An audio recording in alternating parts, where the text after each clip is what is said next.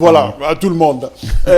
Louis-France Kouzekissa, alors, que faut-il faire pour lutter contre cette mafia? D'un côté, le président dit que la mafia existe bel et bien dans les institutions, mais d'un autre côté, comment faire pour justement l'attaquer?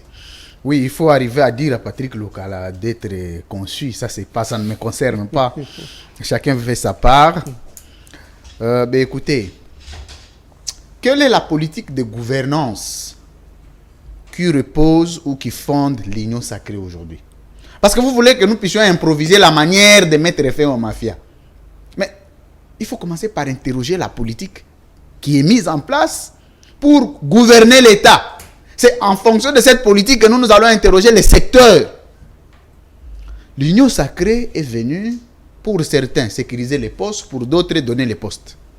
Mais on va mettre fin à cette ambiance dans quelle magie politique, mon Dieu? Ça n'arrivera pas.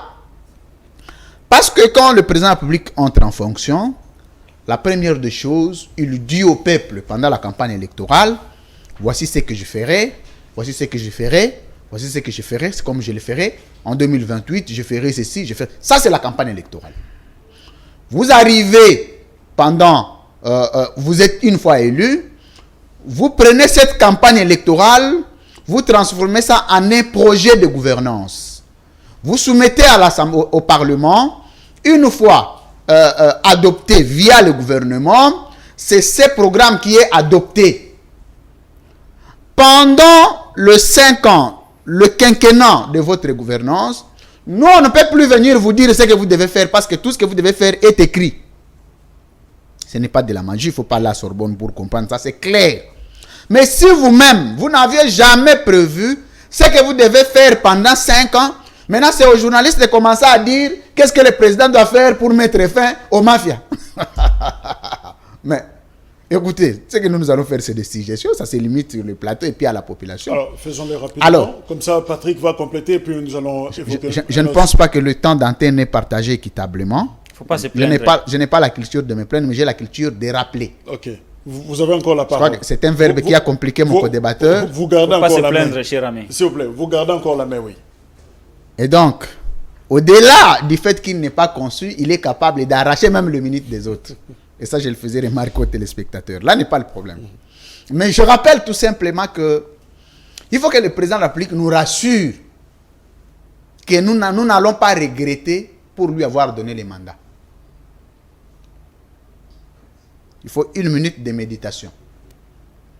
Il faut que chaque Congolais, là où il est, qu'il ne regrette pas d'avoir élu son frère, son président de la République. Parce que je dis que Tshisekedi a été élu. Tshisekedi, c'est le peuple qui a élu sur base des élections.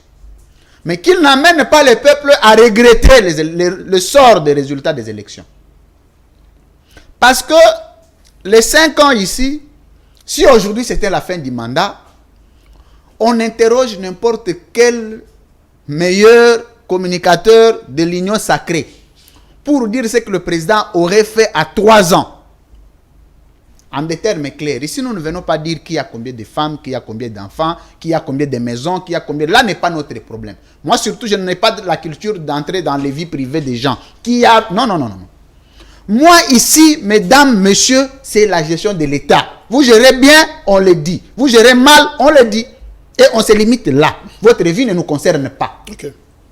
On pose la question. Est-ce qu'on peut nous dire aujourd'hui, parce que les relations internationales clarifient ou définissent l'ensemble de secteurs qui tiennent les fonctionnalités d'un État. On parle des 4. Et pour que vous puissiez être confirmé comme État puissant, on doit remarquer les 4 piliers, les 4 secteurs de l'État fonctionner avec méthodologie, avec rationalité, mais avec efficacité. 1. L'économie. Nous sommes le 2e pays le plus pauvre au monde. Donc, de ce point de vue, le président a échoué. Évidemment, on ne s'étend pas. Non, c'est très important, M. Jacques. Parce que nous sommes au stade de solution. Que faut-il faire? Non, vous ne pouvez pas. Écoutez, que doit-on faire?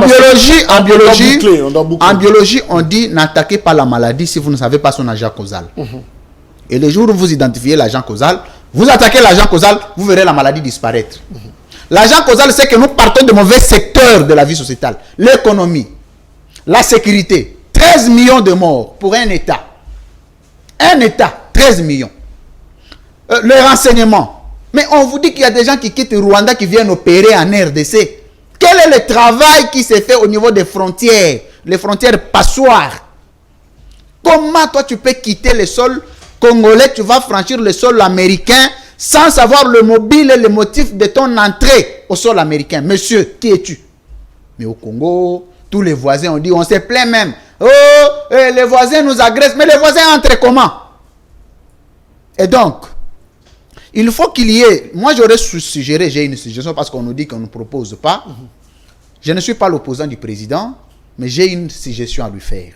C'est de reconstituer un cabinet subsidiaire qui n'est pas composé de politiques, de monstres politiques, de kamikazes, chercheurs d'emploi, mais de techniciens qui ne seront pas connus ni nommés par une ordonnance présidentielle, mais qui seront dans un endroit, dans les conditions, en train de travailler sur les fonctionnalités des secteurs de l'État et fournir au président l'ensemble d'intelligence et de manière à l'aider, ne fût-ce que l'une année qui reste ici,